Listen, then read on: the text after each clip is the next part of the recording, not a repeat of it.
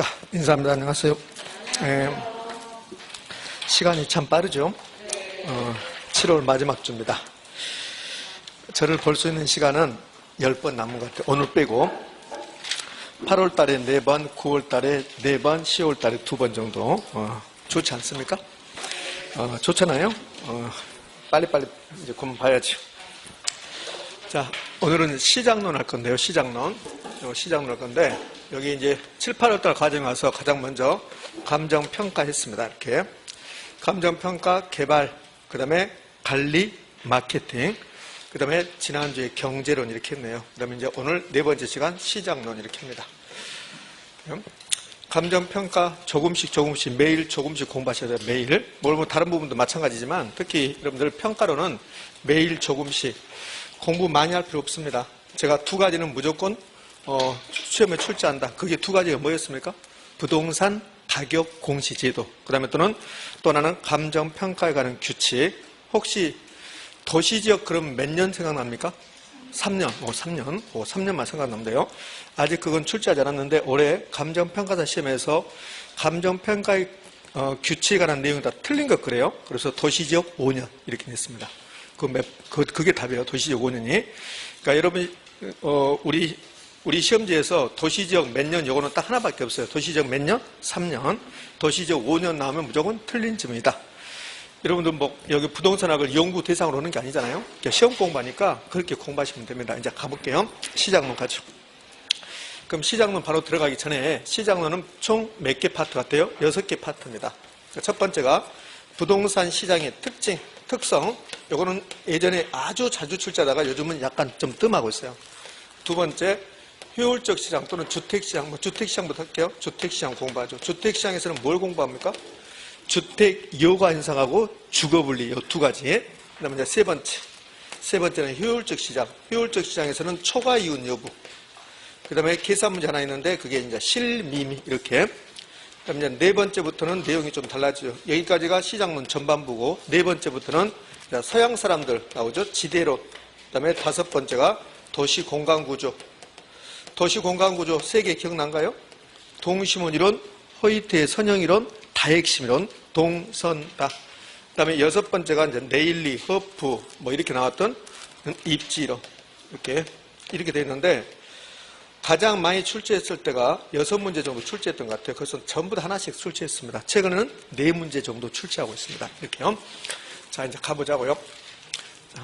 쓰셨습니까? 이거 쓸 거 없는데 이렇게 공부한다 이러면 상기시켜드린 건데 시장론 그러면 뭘 공부할 거가 생각이 안 날 수 있으니까 상기시켜드린 겁니다.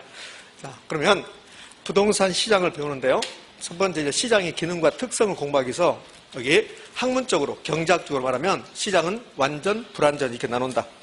우리가 경제학 시험을 본다면 이거는 중요해요. 완전인지 시장에 대기한 조건이 이렇게 중요한데 우리는 경제학 시험 보는 게 아니잖아요. 그럼 우리는 뭘 배우는 거냐면 부동산학을 배우니까 이 부동산 시장이 어떤 형태인가 그거 알면 돼요. 부동산 시장은 완전입니까? 불완전입니까? 불완전인 시장이다.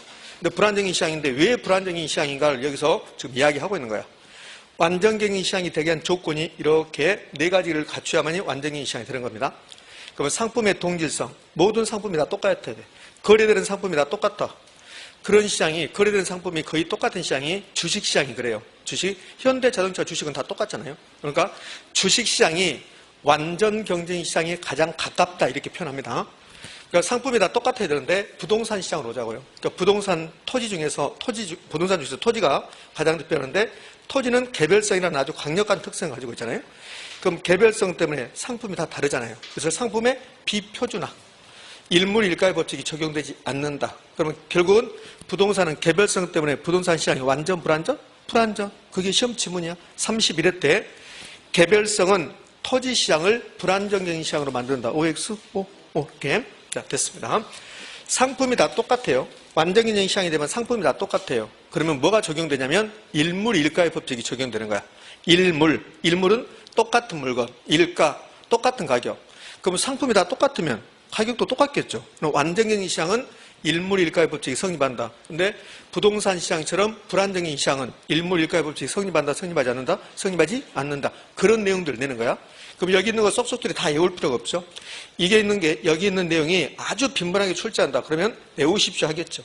근데 두루뭉실하게 매우 추상적인 말로 지문 하나, 두 개 준단 말이에요. 그럼 어떻게 주냐면 고가성은, 개별성은 부동산 시장을 불안전하게 만든다. 맞습니까? 그렇게 하시면 되겠네.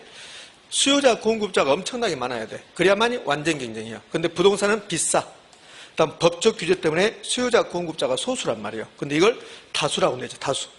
부동산은 필수제이기 때문에 이 말이 옳은 말인가요? 부동산은 필수제다. 꼭 필요한 제하잖아요. 우리가 부동산 없으면 살 수 없잖아요. 그러니까 부동산은 필수제이기 때문에 다수의 수요자, 다수의 공급자 시장이 된다. 옵니까? X입니까? X. 소수의 수요자, 공급자. 이 시장 참여자란 말이 수요자, 공급자를 시장 참여자 이렇게 불러요. 이런 식으로 표현해서 나온단 말이에요. 이렇게. 그러니까 이게 수요자, 공급자죠. 그러면 부동산 시장은 부동산이 비싸고 법적 규제 때문에 수요자, 공급자가 소수인데 이걸 소수의 시장 참여자 이렇게 부른다는 거예요. 의미하셨습니까? 예, 그러네요. 자, 그러면 여기서는 부동산 시장은 완전 불안전? 불안전. 그러면 되죠. 여기서 또 이어지는 말이 이제 이렇게 이어지면 좀 공부를 좀 심도 있게 하는 건데요. 완전경쟁 시장이든 불안정인 시장이든 시장은 자원을 배분해. 자원을 배분. 물건을 사고 판다는 거야. 그 부동산 시장은 부동산이 물건이야. 물건을 배분하고 부동산이 자원이라고. 그 부동산 시장은 자원을 배분하는데 시장이 완전 경쟁 시장이 되면 자원 배분이 효율적이라고 그래. 이 말은 적정 가격에 꼭 필요한 재화만 만들어서 판다. 그게 효율적인 자원 배분이라고. 근데 부동산 시장은, 불안정인 시장은 효율적인 자원 배분이 안 되는 거야. 자원 배분의 비효율성. 그래서 주의할 것, 부동산 시장은 불안전하여 자원 배분의 기능이 없다. 그럼 뭐가 있을까? X. 자원 배분의 기능을 하는데 효율적이다, 비효율적이다? 비효율적이다. 부동산 시장은 자원 배분이 효율적이다 그러면 틀린 말. 자원 배분이 안 된다 해도 틀린 말. 자원 배분은 되는데 효율적이다, 비효율적이다? 비효율적이다. 됐습니다. 이거. 자, 이 화면 넘기고 이제 부동산 시장의 특징 가보게요. 기능하고 특징. 기능은 잘 나오지 않아요. 어쩌다 한 번씩 지문 나오는 거고 특징 또는 특성은 매우 빈번하게 출제했어요. 요즘은 잠깐 좀 시들하고 있습니다. 개념 필요 없습니다. 그럼 부동산 시장의 기능이 6가지인데 6가지 다 알 필요 없어요. 자, 요거. 가격 형성, 가격 창조, 가격 결정입니다. 이 가격으로 물건을 사고 판다. 그것을 자원을 배분한다고 그래. 부동산 시장에서 자원이 뭡니까? 부동산이죠. 그 부동산이 공간이죠. 그럼 부동산 시장은 자원을 배분한다, 공간을 배분한다.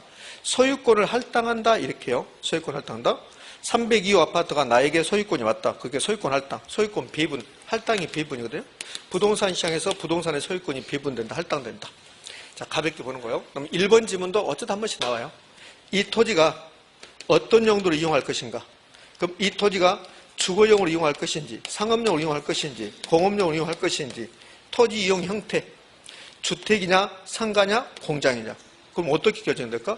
이 토지에 대해서 갑이 1억을 제시했어요. 갑이 가장 많은 돈을 제시했습니다. 근데 갑이 이 토지를 이용할 거고, 근데 갑이 여기다가 공장 건물 짓는데, 그러면 이 토지는 공업용으로 이용할 수 있겠죠. 그럼 이렇게 하는 거야. 토지 이용을 형태를 결정하는데 지대 지불 능력에 따라서 갑이 1억을 제시했잖아요. 근데 만약에 을이 1억 5천을 제시했다. 이제 을이 이용하는 거라고. 그럼 을이 이용하면 을은 나는 여기다 상가 건물을 지을 거야. 그럼 토지 이용은 지대 지불 능력에 따라서 토지 이용 형태가 결정된다. 맞습니까? 그렇죠. 이게 부동산 시장에서 이루어진다는 겁니다. 자, 시장의 기능은 끝났고요. 자, 시장의 특징, 부동산 시장의 특성 또는 특징 그래요. 그 부동산 시장의 특징은 이렇게 연결된 거예요. 부동산이 있습니다. 부동산의 특징이 있습니다. 부동산의 특징. 부동산의 특징이 있는데 이 부동산의 특징이 부동산 시장에 작용해요. 부동산의 특징이 부동산 시장에 적용됩니다. 그러면 부동산 시장의 특징이 나와요. 부동산 시장의 특징. 그럼 부동산의 특성이 없다면 부동산의 특징, 부동산의 특성 그러죠? 특성이 없다면 부동산 시장의 특징도 없겠죠. 특징이나 특성이나 똑같은 말일 거니까. 그럼 부동산의 특성 중에서 가장 대표적인 게 부동성이었죠. 그러니까 부동성 때문에 부동산 시장이 지역별로 되죠.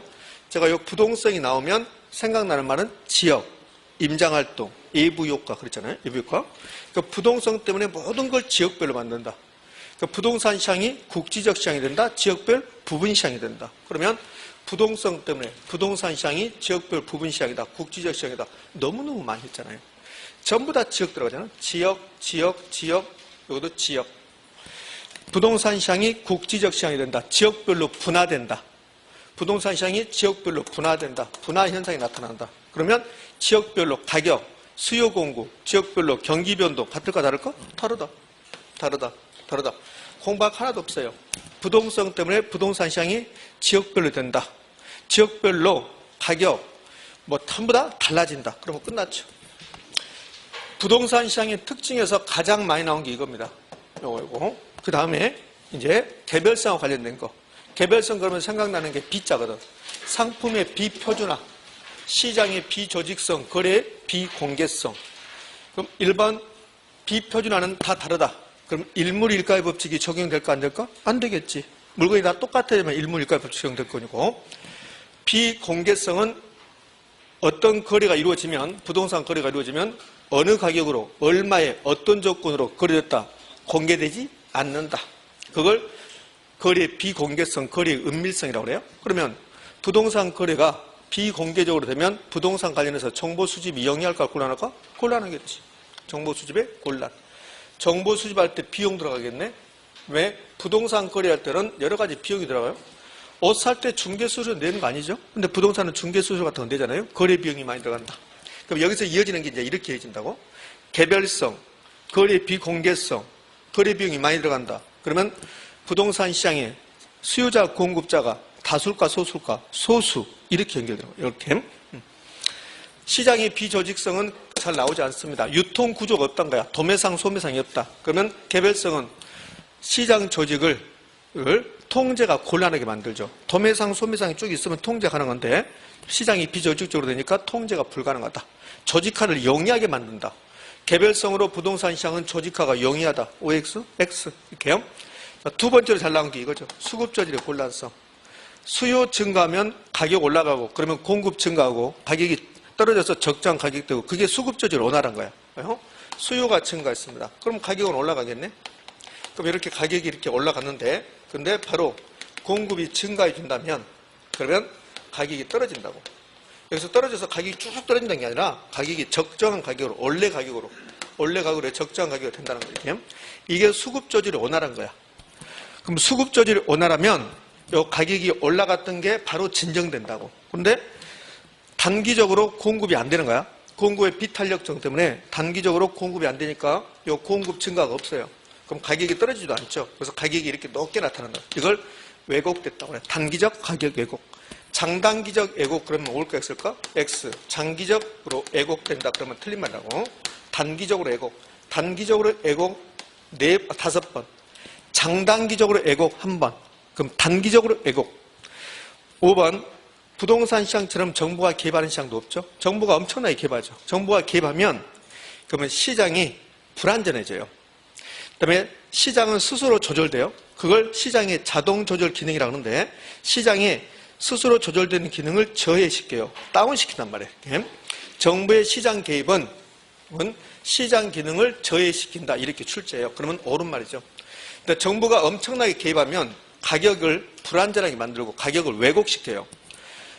정부가 개입하는 것 여러 가지 있는데 가장 대표적인 게 분양가 규제, 분양가 상한제예요. 지금 시장에서 그게 적정한 가격이든 상관없이 우리나라의 아파트 가격이 적정한 가격이라고 한 사람은 거의 없을걸요? 모르겠네요. 아파트 많이 가지고 있는 사람은 적정한 가격이라고 할 수 있겠지만 근데 너무 높다고 생각한지 너무 높다고 생각하니까 정부가 이걸 규제했습니다. 분양가 상한제. 그럼 시장 기능에서는 이게 높든 낮든 상관없이 1억으로 결정됐어요.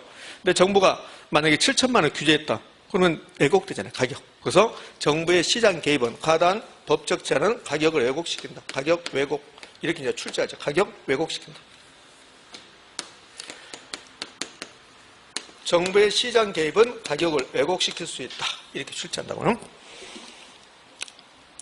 다 들어봤던 말들입니다. 근데 정리가 안 된 상태가 있죠. 정리할 필요 없어요. 정리 안 됩니다. 어떻게 정리할 겁니다. 외울 겁니까? 안 외워져요. 그러니까 정리하지 말고 맞다 그렇게 하시면 돼. 절대 외우지 말고. 자, 6번은 투자론에서 많이 봤죠. 부동산을 샀다 팔라고 내놓으면 잘 팔린다 안 팔린다? 안 팔린다. 환금성이 낮다. 환금성이 낮다 말은 거래할 때 장기간 소요된다. 단기 거래의 곤란성. 거래 기간에 장기성을 갖는다. 그다음에 이제 효율적 시장을 배울 건데 효율적 시장은 약성, 중강성, 강성. 강성 효율적 시장은 존재하지 않는다. 부동산 시장은 어디까지다? 중강성 효율적 시장까지다. 정보의 비대칭성 나왔네요. 정보의 비대칭성은 사는 사람과 파는 사람이 정보가 다르다는 소리야? 그럼 가격이 잘못될 수 있다는 거예요. 이 건물에 대해서 사는 사람, 파는 사람이 속속들이 알고 있다면 적정한 가격이 될 건데, 근데 정보가 다르면 가격이 잘못될 수 있다. 높은 가격으로, 낮은 가격으로 그래 될 수 있다. 내가 이 건물을 사는데 이 건물에 대해서 속속들이 알 수가 없어요. 그러면 높은 가격을 지불할 수도 있다는 거야. 그게 가격이 왜곡된다. 그러니까 정보의 비대칭성은 가격을 왜곡시킬 수 있습니다. 최근에 출제했던 거네요. 자, 9번은 딱 한 번 나왔어요. 31회 때. 공매. 공매는 주식시장에서 주로 이루어지는 거로 주식이 없는데 빌려서 팔고 갚아주는 거. 이걸 공매라고 그래요. 그러면 내가 친구한테 주식을 빌려서 팔았습니다. 갚아줄 때 똑같은 주식을 갚아주면 돼요. 근데 주식은 다 똑같다 했잖아요. 현대자동차 주식이 뭐 서울하고 광주하고 다르나요? 똑같잖아요. 근데 똑같은데 그럼 공매가 되려면 똑같은 것을 갚아주면 돼요. 현대자동차 주식을 내가 사서 산 게 아니라 빌려서 팔아. 그리고 그 다음날 사서 갚아주면 돼. 이게 공매야. 근데 부동산은 그게 안 된다는 거야. 공매가 되려면 똑같은 물건이 있어야 돼요. 근데 부동산은 개별성 때문에 대체가 불가능하죠.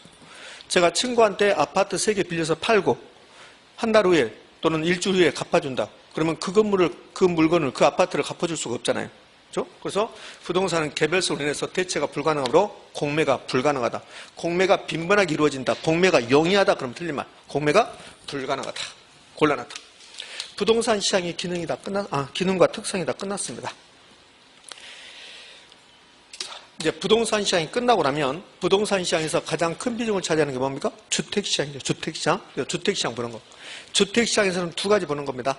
크게 보면 3가지인데, 크게 보면, 시험에 주로 나올 수 있는 것은 2가지예요. 주택 여과 현상하고 뭡니까? 주거분리. 자, 중간에 불량주택이라는 말도 있고 그래요. 불량주택. 근데 이제 가장 먼저 주택시장을 분석할 때 요 말부터 분석하는데, 요거는 예전에 한 2번 나오고 요즘 잘 나오지 않습니다. 시장 분석한다. 그럼 수요 공급 저한테 많이 배웠잖아요. 수요 공급. 그러니까 수요 공급 이렇게 제가 이렇게 그래프 그리잖아요. 수요 공급 시간에 지난주에 배웠잖아요. 그럼 수요 곡선은 우하향합니다. 공급 곡선은 우상향합니다. 이게 지금 경제학에서 시장을 분석하는 거예요. 근데 경제학 체계에서 수요 공급 막 이렇게 분석하는 것은 시장이 완전 경쟁 시장이다. 이걸 전제로 하는 거야. 그럼 시장을 분석할 때는 완전 경쟁 시장을 전제로 하는 거예요. 그럼 완전 경쟁 시장이 되려면 아까 처음에 공부할 때 첫 번째 화면에서 완전 경쟁 시장에 대한 조건이 있었다고. 제가 외울 필요는 없다고 했잖아요. 첫 번째, 다수의 수요자, 공급자. 2번째, 상품의 동질성. 3번째, 진입과 탈퇴가 자유. 4번째가 정보의 안전성 그랬다고. 정보의 안전성. 자, 기억할 필요 없어요, 여러분들. 여기 이제 필요하니까, 이걸 설명하면서 필요하니까 제가 여러분 상기시키는 거예요. 여기 있잖아요. 이렇게. 근데 이게 이제 가끔씩 등장을 해요. 좀 이따 효율적 시장에서도 이거 등장하거든. 지금 이걸 등장해야 돼요. 시장을 분석할 때는 완전인 시장을 전제로 해서 분석하는 거야. 그럼 완전인 시장이 되려면 상품이 다 똑같아야 돼. 상품이. 자, 아무것도 아닌데 이 부분 설명하면 여러분 굉장히 힘들어한다고요. 자, 대전제가 이 시장을 분석할 때 완전인 시장을, 그러니까 저하고 지난주에 수요 공급, 수요 곡선, 공급선 그리고 난리 쳤잖아요. 그게 전부 다 완전인 시장이다. 이렇게 전제하는 거라고. 그럼 완전인 시장이 되려면 상품이 다 똑같아야 돼. 상품의 동질성이야. 상품의 동질성. 그럼 시장 분석은 전제가 상품의 동질성을 전제로 해서 분석한단 말이에요. 그럼 상품의 동질성을 전제로 해서 시장을 분석하는데 주택시장으로 한번 가볼까요? 주택시장 분석해보자고요. 그럼 주택시장을 분석할 때 이 물리적이란 말은 엄청 제가 많이 하잖아요. 물리적이란 말은 눈에 보이는 대로. 그럼 사람이 키가 큰 사람도 있고 작은 사람도 있고 몸이 뚱뚱한 사람도 있고 그렇지 않은 사람도 있고 그러잖아요. 그게 물리적이란 거야. 그럼 주택을 물리적으로 볼까요? 단독주택, 그다음에 공동주택. 공동주택은 아파트잖아요. 이렇게 아파트. 그럼 단독주택과 공동주택이 물리적으로 같아요, 달라요? 다르잖아요. 그럼 생각해봐요. 시장을 분석할 때는 완전경쟁 시장, 시장을 분석할 때는 완전경쟁 시장을 전제로 한다. 이걸 전제로 한다. 그러면 상품이 다 똑같아야 된다. 그러면 주택시장을 분석할 때 물리적으로 분석하면 된다, 안 된다? 안 된다. 다 다르니까. 그 말이야, 그 말. 근데 굉장히 힘들어한다고. 저게 뭔 말인지 그런다고. 시장을 분석할 때 완전 경쟁을 전제로 한다. 완전 경쟁이 되려면 상품이 다 똑같아야 된다. 그럼 주택시장을 분석해 볼게요. 안전 경쟁으로. 그 물리적으로 보면 주택, 단독주택, 공동주택이 물리적으로 다르잖아요. 이질적이잖아요. 그럼 시장 분석이 영리합니까? 곤란합니까? 곤란. 그럼 시험 문제는 주택시장을 분석할 때는 물리적 주택으로 분석하는 게 영리하다. 이렇게 된단 말이에요. 뭡니까? X입니까? X. 아무것도 아니야. 아무것도 아닌데 그렇게 힘들어한다고 이거 설명을 하면 눈빛 보면 제가 알거든요. 뭐지? 그런다고 이게 아무것도 아니잖아요. 전제가 이것만 깔면 시장을 분석할 때는 안정경쟁, 상품의 동질성을 전제를 하구나. 이걸 알면 그러면 주택시장을 분석할 때는 물리적 주택으로는 안 되잖아요. 그러면 주택시장을 분석해야 되는데 어떻게 분석할 건가? 그럼 이게 단독주택이고 여기 이제 아파트라면 단독주택도 아파트도 나에게 어떤 만족감을 줄 거란 말이에요. 그 만족감이 주거 서비스라고 그래요. 그러면 단독주택도 주거 서비스 주고 아파트도 주거 서비스를 주고 그럼 단독주택이든 아파트든 주거 서비스를 주는 측면에서는 똑같잖아요. 그래서 주택시장을 분석할 때는 주거 서비스로 분석하면 동질적이죠. 동질적. 전부 다 주거 서비스를 준다는 측면에서 동질적이죠. 그럼 주거 서비스가 동질적이다. 그럼 주택시장을 분석할 때는 동질적인 주거 서비스 측면에서 분석한다. 이렇게 되는 거예요. 자, 결론 갑시다. 주택시장을 분석할 때는 물리적 주택으로 분석하는 게 영리하다. OX? X. 물리적 주택으로 분석이 안 된다. 그럼 뭘로? 주거 서비스 측면에서 분석한다. 그럼 됐네요, 이거. 자, 이제 주택 이용화 현상하고 주거 분리를 볼 겁니다. 그럼 주택 이용화 현상. 주택의 이용 주체가 바뀌는 거야. 주택의 이용 주체가 고소득층 계층이 사용하다가 저소득 계층 사용으로 바뀌고 다시 고소득층이 사용하게 되고 이렇게 주택 이용 주체가 바뀐다. 그래서 어떤 주택에서 이용 주체가 고, 저 순환한다. 주택 순환 현상 이렇게 불러요. 주택의 이용 주체가 소득 계층에 따라서 고소득층이 살다가 저소득층이 살다가 다시 고소득층이 살다가 이렇게 되는 거. 이걸 주택 이용화 현상, 주택 순환 현상이라고 한다. 자, 이거잖아요. 여기에 고가주택이 있었습니다. 그럼 고가주택이 있었다. 건축비가 엄청나게 많이 들어가는 주택이 있었다. 그러면 여기는 소득 상위 계층, 소득 상위 계층이 살고 있었다. 그런데 시간이 흘러가면 노후화 되겠죠. 그러면 시간이 흘러가서 이게 노후화 된다. 그럼 노후화 되면 고소득자는 생각하겠지. 계속 수선해서 쓸 건지 아니면 이사 갈 건지. 이사 갔다. 그럼 여기에 빈집, 공가가 생긴다. 빈집. 이 빈집에 저소득자가 들어오게 된다. 그럼 이 주택은 그대로 있는데 주택의 이용 주체가 바뀌잖아요. 고소득 계층에서 뭘로? 저소득 계층으로 바뀐다. 그러면 저소득 계층은 소득 하위 계층이네요. 소득 하위 계층. 그럼 지금 이 현상은 소득 상위 계층 살던 주택들이 소득 하위 계층으로 바뀌었다. 그래서 상에서 하로 이렇게 내려갔다 해서 하로 향한다 해서 하향여가 이렇게 불러요. 이 개념 달래거든요. 하향여가란 소득 상위 계층이 사용하던 주택들이 소득 하위 계층 사용으로 바뀌는 현상이다. 맞나요? 예? 빈집이 없으면 여기에 빈집이 없다면 저소득자가 들어올 수가 없죠. 그래서 빈집은 공간은 주택 이용화 현상의 필수적 요소이다 이렇게 한다고요. 필수적 구성 요소 중에 하나다. 시험은 한 3번 내죠. 공간 관련해서. 공간은 주택 이용화 현상과는 관계가 없다. OX, X. 필수적 요소가 된다. 이제 하향여가 됐습니다. 그럼 하향여가 개념은 소득 상위 계층이 사용하던 주택들이 노후화됨으로써 빈집이 생기고 여기에 저소득자가 유입됐을 때 그때 소득 하위 계층 상으로 바뀌는 것을 하향여가라 한다. 그럼 하향여가는 결국은 얘는 저가주택의 수요 증가할까요? 저가주택의 수요가 증가하는 현상이다. 그러니까 저가주택 수요가 증가하지 않았다면 여기 빈집에 저소득자가 들어올 수가 없잖아요. 들어올 리가 없잖아요. 그러니까 하향여가는 저가주택의 수요 증가 현상으로 본다. 자, 이제 이 저소득층이 살다가 시간이 흘러가서 이게 재개발된다면 그러면 재개발된다면 재건축된다면 그럼 여기에 이제 소득 상위 계층이 살게 되죠. 그럼 이게 이제 주택이 쓸어버리고 다시 지었습니다. 그럼 다시 고소득 계층이 사용으로 바뀌었다. 고소득 계층 사용으로 바뀌었습니다. 고소득 계층은 소득 상위 계층이다. 상위 계층. 소득 상위 계층 사용으로 바뀌었습니다. 얘는 하에서 상으로 올라간 거예요. 그림은 내려가지만 올라간 거죠. 이걸 뭐라고요? 상향여가. 그러면 상향여가는 어느 경우에 발생할까? 상향여가는 일반적으로 우리의 소득 수준이 높아지면 그러면 저가주택의 수요가 증가할까요? 소득이 높아지면 저가주택의 수요는 증가 감소? 감소. 저가주택 다 쓸어버리고, 그러면 고가주택의 지역으로 바뀌었다. 그러면 결국은 고가주택 수요 증가 현상이죠. 고가주택 수요 증가 현상을 볼 수 있다. 주택 여가 현상에서 중요한 내용은 다 끝났습니다. 최근 10년 동안 계속 이것만 냅니다. 여기 전부 다 반대 개념으로 되어 있다고 그랬어요. 어떻게 봐요? 상하가 반대잖아요. 여기도 하상이 반대잖아요.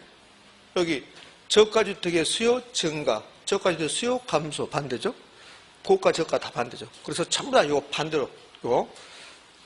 반대로 해서 틀린 집을 만들어내요. 대부분이 틀린 거 고르라 하거든. 그럼 틀린 거 고르라 하면 소득 상위 계층이 사용하던 주거지에 저소득자가 유입되는 것을 하향여가라고 한다. 뭐 이런 식으로 내죠. 그러면 옵니까? 없습니까? 오죠. 오. 근데 이걸 상향여가를 한다. 그럼 틀린 말이죠. 이렇게 출제했단 말이에요. 최근에 고가주택 지역에 저소득자가 유입되는, 고가주택 지역에 저소득자가 유입되는 상향여가 현상이 발생을 하면 이렇게 냈습니다. 옵니까? 없습니까? X지. 상향여가라면 하향여가. 그러니까 이거 시험 보고 나면 이런 말 많이 합니다. 저 상하고 하하고 헷갈려가지고 그런다고. 그러니까 이런 문제 나오면 신중해야 돼. 별것도 없다고. 맞출 수 있어요. 근데 순간적으로 틀려버린다니까. 하향여가 현상. 하향여가 현상은 저가주택의 수요 감소 현상으로 본다. 하향여가는 저가주택의 수요 감소 현상으로 본다. OX, X. 수요 증가 현상이다. 이렇게 다 반대로 됐잖아요. 상향여가는 우리의 소득 수준이 높아졌을 때 저가주택의 수요가 증가하고 고가주택의 수요 감소 현상으로 볼 수 있다. OX, X. X잖아요. 그러니까 이게 전부 다 반대로 되어 있으니까 이거 반대로 나올 것이다. 그걸 인식을 깔고. 그러니까 주택 여가 현상 나오는 순간 상하, 고저, 그다음에 증가 감소를 반대로 할 수도 있다. 그걸 머릿속에 두고 문제를 풀어야 된다. 의미 됐습니까? 자, 그다음에 이제 이게 최근 10년 동안 계속 나왔던 건데 이제 최근 1, 2년 동안은 뭘 물어보냐면 요거는 당연하고 이제 이런 거 봐요. 좋아. 그러면 주택 여가 현상이 원활하게 작동하고 있다면 그러면 주택의 신축이 증가할 것인지 주택의 질적 수준이 개선될 것인지 악화될 것인지. 자, 주택 여가 현상이 원활하게 작동하고 있다. 그러면 어떤 일이 발생하는가? 그러면 좋은 현상으로 긍정적인 효과가 발생한다. 이렇게 생각을 하고. 그럼 주택 여가 현상이 원활하게 작동하고 있다. 하향여가, 상향여가 원활하게 작동하고 있다. 그럼 주택의 질적 수준이 높아질까 떨어질까? 높아지지. 달동네는 없어질 것이고 주택의 질적 수준이 높아진다. 그러니까 큰 틀에서 주택 여가 현상이 원활하게 작동하고 있다. 그러면 긍정적인 효과는 긍정적으로 대답해 주면 된다는 소리야. 긍정적으로. 그럼 주택 여가 현상이 원활하게 작동하고 있다면 주택의 질적 수준이 높아질 것이다. OX, O. 주택 여가 현상이 원활하게 작동하고 있다면 주택의 신축 증가로 주택 공급을 증가시킬 수 있다. OX, O. 자, 이제 구체적으로 뭘 보면, 자, 여기 잘 들어봐요. 그럼 하향여가 현상이 원활하게 작동하고 있다.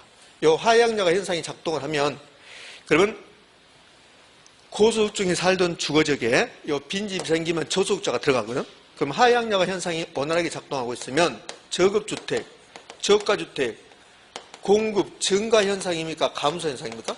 증가 현상. 요걸 냈단 말이에요. 최근에. 저급주택 공급 감소 현상이다. 이렇게 냈다고. 그럼 뭐 X? X. 그러니까 큰 틀에서 주택 여가 현상이 원활하게 작동했다. 그러면 긍정적으로 주택의 질적 수를 개선시킨다. 공급 증가한다. 신축으로 주택 공급도 증가한다. 이렇게 긍정적으로 생각하시면 된다. 의미하셨나요? 우리 이런 거 했었잖아요. 임대 규제가 있으면 그러면 좋은 점은 없다. 나쁜 점만 나온다. 그렇게 크게 생각하고 조세가 부과됐을 때, 세금이 부과됐을 때 좋은 점, 나쁜 점만 있었다. 가격은 올라가고 공급은 감소하고 이렇게 전혀 기억이 없습니까? 큰일 났네. 자, 됐어요. 자, 그러면 주택 여가 현상도 이제 거의 얼추 마무리됐습니다. 자, 이 그림을 이렇게 이제 그려낸 거예요. 똑같은 말이에요. 주택 여가 현상은 공가, 빈집이 필수적 요소가 된다. 고소득층이 살다가 노후가 돼서 저소득층 사용으로 바뀌었다. 하향여가, 저가주택 수요 증가, 재건축 재개발되면 그러면 소득 상위 계층 지역으로 바뀌었다. 그러면 저가주택의 수요 감소, 고가주택 수요 증가 현상을 볼 수 있다. 자, 이거 끝나고 나면 뭐가 나올까? 불량주택. 미안해. 불량주택 아니구나. 요거 나왔네. 요거 아까 설명했잖아요. 다 외우지 말고. 5가지 나왔는데 5번은 외우지 말고. 5번 하면 5번 나오면 우리한테 죽으라는 소리니까 5번은 필요 없고. 긍정적인 것. 주택 여가 현상이 원활하게 작동하는 경우에 주택시장에 나타날 수 있는 효과는 긍정적이다. 질적 수준을 개선시킨다. 주택 신축 촉진으로 주택 공급을 증가에 기여한다. 그 다음에 4번 하향량화 과정이 원활하게 작동하면 요거 31회 때 문제. 저급주택의 공급량이 증가. 이거 감소라고 냈단 말이에요. 됐죠? 그럼 뭐 2번하고 5번은 크게 필요성이 없고 이 세 가지. 그럼 긍정적, 부정적, 긍정적. 이제 불량주택. 불량주택은 가장 중요한 말이 시장에 불량주택이 존재하는 것은 시장이 잘못한 게 아니고 시장이 너무너무 잘하고 있다. 쪽방촌이 존재하는 것은 소득 수준이 낮은 사람은 쪽방촌이 있어야 되니까 그래서 시장에서 효율적인 자원배분을 하고 있다. 시장이 잘못한 것을 시장이 실패라고 그래요. 그럼 불량주택은 시장이 실패의 산물이다. OX, X. 오히려 효율적인 자원배분, 시장의 송고, 하향여가를 통해서 효율적인 자원배분 현상을 볼 수 있다. 이게 불량주택이요. 그 불량주택에서 우리 시험은 잘 안 나와요. 우리 시험은 잘 안 나오는데 근데 평가사 시험은 이상하게 잘 나와요. 감정평가사 시험에서 올해도 이걸 냈다고. 그럼 뭐라고 그러냐면 이 불량주택이 지문 하나 딱 나오면 이렇게 내요. 불량주택은 시장의 실패로 기인한다. 시장이 실패의 산물이다. OX, X. 그러면 시장이 실패의 산물이 아니다 그러면 옳은 말이고 시장이 실패의 산물이다 그러면 틀린 말이고. 그러니까 불량주택은 시장이 실패가 아니고 시장이 오히려 성공한 거야. 효율적인 자원배분이다. 이제 여기서 좀 더 깊은 내용을 물어본다면 그럼 좋다. 불량주택을 없애버리려면 어떻게 해야 될 건가? 철거해서는 안 된다는 거야. 자, 쪽방촌 다 철거해봐요. 철거하면 또 만들어지거든. 왜? 그 사람들은 갈 데가 없어. 소득 수준이 낮으니까. 그죠? 그럼 불량주택을 없애는 방법은 철거가 답이 아니다. 그럼 어떻게 하면 돼? 그분들의 소득을 높여주는 거야. 그분들의 소득이 한 달에 100만 원이다. 근데 그분들의 소득이 한 달에 1000만 원이다. 올라가면 그러면 쪽방촌은 스스로 없어지는 거지. 그러면 결국은 철거는 불량주택의 대책이 아니고 소득자의 실질 소득을 증가시키는 정책이 필요하다. 이제 불량주택 끝. 자, 그러면 이제 주택 여가 현상 끝나고 나면 이제 나오는 게 주거분리.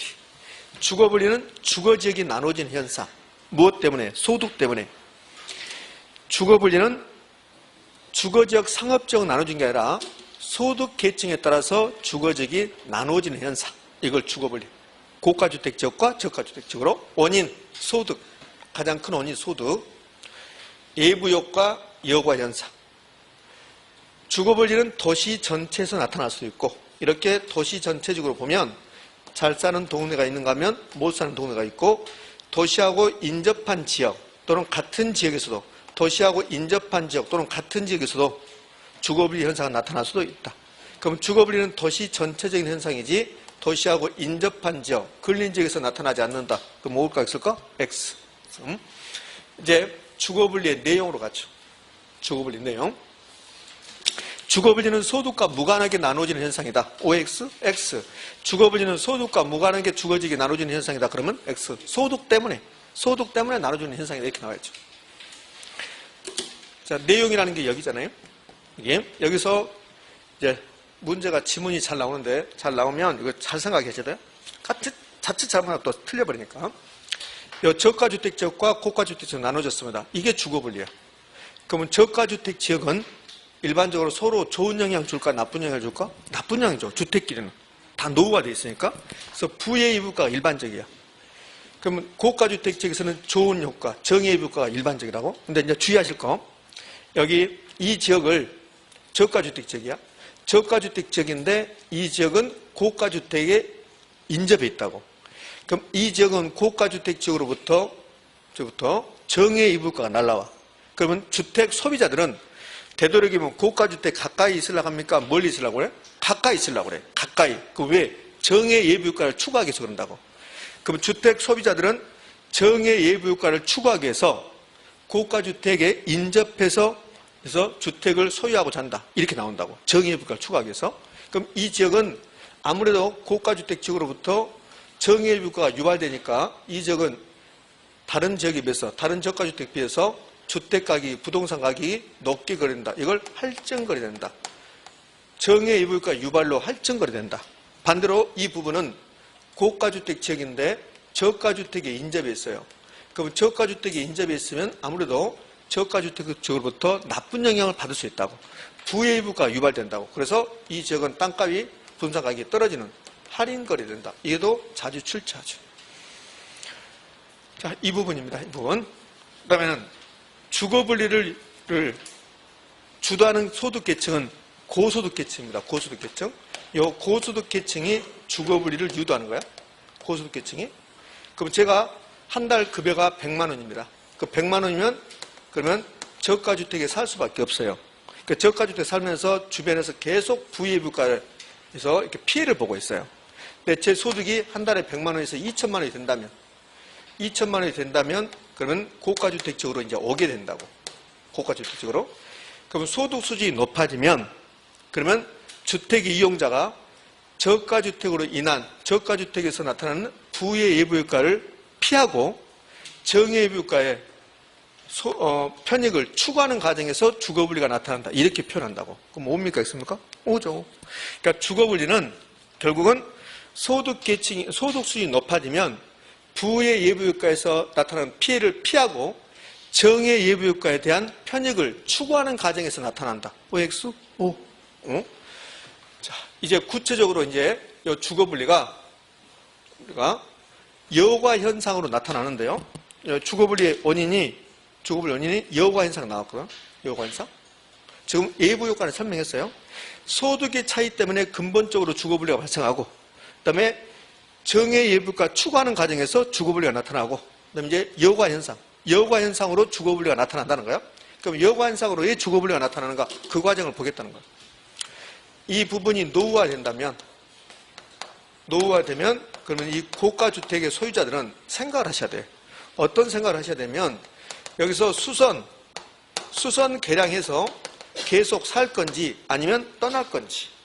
근데 고가주택 지역은 일반적으로 어떤 일이 발생하냐면 수선 비용하고 수선 개량 비용하고 수선을 위한 가치 증가분 하고 내 주택이 고가주택인데 근데 노후화돼요. 그럼 수선 비용이 1억 들어가는데 수선해서 가치 증가분을 비교했더니 이 가치 증가분이 크다면 이게 2억이 된다면 그러면 어느 누구도 수선해야 되잖아요. 그래서 가치 증가분이 더 크다면 수선하게 된다고. 수선 개량하게 되면 그러면 이 지역은 계속 고가주택 지역으로 남는 거지. 이 지문은 시험에 잘 안 나와요.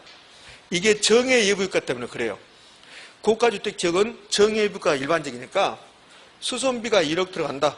그럼 주변에서 다 좋은 영향을 주고받으니까 그러면 가치 증가분이 훨씬 더 높아요. 이게 정의 예부효과라고. 그래서 정의 예부효과가 유발되니까 수선해야 돼요. 그럼 계속 고가주택 남는다. 그런데 만약에 이 주변 지역이 지금 전부 다 저가주택 지역으로 바뀌고 있다면 그러면 이 지역에서 어떤 일이 발생하냐면 수선 개량 비용하고 수선을 한 가치 증가분하고 비교했을 때 이제는 이 지역이 동력이 떨어져서 수선 비용이 더 높게 나타나는 경우가 나타난단 말이에요. 이렇게 되면 수선하지 않죠. 수선하지 않고 이제 떠나면 여기에 빈집이 발생하죠. 공간. 그럼 공간 하면 여과 현상이 발생하는 거야. 이 빈집에 저소득자가 유입돼. 저소득계층이 저소득층 유입됩니다. 유입. 저소득층이 유입됐다. 이걸 두 글자로 뭐라고 할까요? 침입이라고 해요. 침입. 침입은 이질적인 요소가 들어왔다는 소리예요. 그럼 침입이 계속되면 이 지역은 저가주택 지역으로 바뀌어요. 그것을 계승됐습니다. 그러잖아요. 유구한 역사를 계승해서 그러잖아요. 이걸 천이 됐다고 해요. 천이. 침입, 계승, 천이. 그러면 침입, 계승의 논리가 발생을 하면 이 지역은 계속 고가주택 지역입니까? 저가주택 지역입니까? 저가주택 지역으로 바뀌겠지. 그럼 저가주택 지역으로 바뀌었으면 이를 하향여가라고 부르네. 하향여가. 왜? 고가주택 지역이 저가주택 지역으로 바뀌었으니까 하향여가지. 이걸 낸단 말이야. 이거. 그래서 요 2번을 기억하고 있어야 돼. 2번은 하향여가인데. 하향여가인데 어느 경우에 비용이 더 클 때 어디에서? 고가주택 지역에서. 그래서 이걸 고비하라고 그래. 고비하. 올해 평가자 시험에서 고비하 냈더라고요. 고비하. 고비하. 그러니까 주택 여과 현상, 주택시장에서 대해서 물어보는데 고가주택 지역이 나왔습니다. 그 다음에 끝날 때 하향여가 나왔습니다. 그럼 빨리 고비하를 위에다 써봐. 고비하를 써보면 금방 맞출 수 있다고. 안 틀려. 고비하를 써보면. 그러니까 고가주택 지역에서 하향여가. 고가주택 지역에서 어느 경우에 고가주택 지역이라 해서 무조건 하향여가 발생한 게 아니라고. 1번 돼버리면 고가주택 지역에서 1번 돼버리면 하향료가 발생하지 않는다고. 2번 됐을 때 하향료가 발생하는 거야. 그래서 고가주택 지역, 지문에 고가주택 지역 마지막에 하향료가 나오면 가운데가 비용이 더 큰지를 확인해야 돼. 비용이 더 큰지. 그러면 고가주택 지역에서 수선비가 수선으로는 가치 증가보다 더 크다면, 비용이 더 크다면 그러면 하향료가 발생한다. 고비하. 이렇게 나오면 무조건 틀린 지문이야. 고가주택 지역에서 어쩌고 저쩌고 상향료가, 고가주택 지역에서 어쩌고 저쩌고 상향료가, 수선비가 크다 작다만 나온다고. 상향료가 그러면 틀립니다. 고가주택 지역에서는 상향료가 말 나오지 않는다. 고가주택 지역에서 하향료가. 우리에게 가장 좋은 것은 다음 중 틀린 거. 주거분리 얘기해서 주택시장에 대해서 주택이용화 과정에서 틀린 거. 고가주택 지역에서 어쩌고 저쩌고 상향료가 무조건 답. 그게 틀린 거예요. 지금 이해됩니까? 예? 자, 그러면 저가주택 지역으로 갑시다. 저가주택 지역도 이 논리는 똑같이 적용된다. 그럼 저가주택 지역에서는 이제 반대로, 저가주택 지역에서는 반대로 이게 일반적이야. 비용이 더 큰 게 일반적이라고. 그럼 저가주택 지역에서는 부예비가 유발되니까 얘는 수선비하고 수선이랑 가치 증가분하고 두 개를 비교하면 그럼 수선비가 더 큰 게 일반적이라고. 수선비가 더 크면 수선합니까? 안 하지. 그러면 여기는 계속 저가주택 지역으로 남지. 노후화돼서. 여기서 저가주택 지역에서 만약에 수선비하고 수선 계량비용하고 수선이랑 가치 증가분하고 비교해서 요 가치 증가분이 더 크다게 봐요. 가치 증가분이 더 크다. 그럼 가치 증가분이 더 크면 여기는 재개발, 재건축이 이루어지죠. 그럼 재개발, 재건축이 이루어지면 이 지역은 고가주택 지역으로 바뀌네. 고가주택 지역으로 바뀌었으면 그럼 이거는 상향료가지. 상향료가. 왜? 저가주택 지역이 고가주택 지역 바뀌었으니까 상향료가지. 이걸 저가상이라고 그래. 저가상. 저가상. 저소득층 주거죠. 저가주택 지역에서 가치 증감이 크면 상향료가 저가상. 고비하 저가상 중에서 고비하가 훨씬 더 중요. 고비하가 훨씬 더 잘 나와.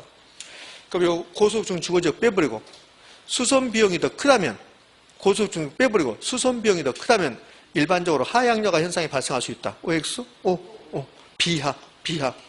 그거 빼고 비하. 주택시장은 일단 이제 다 끝났습니다.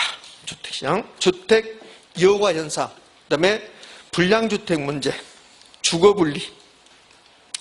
주택시장은 이제 마무리됐습니다. 이 정도 하시면 될 것 같고요. 이제 효율적 시장은 10분 쉬었다 하죠. 10분 쉬었다 효율적 시장 하죠.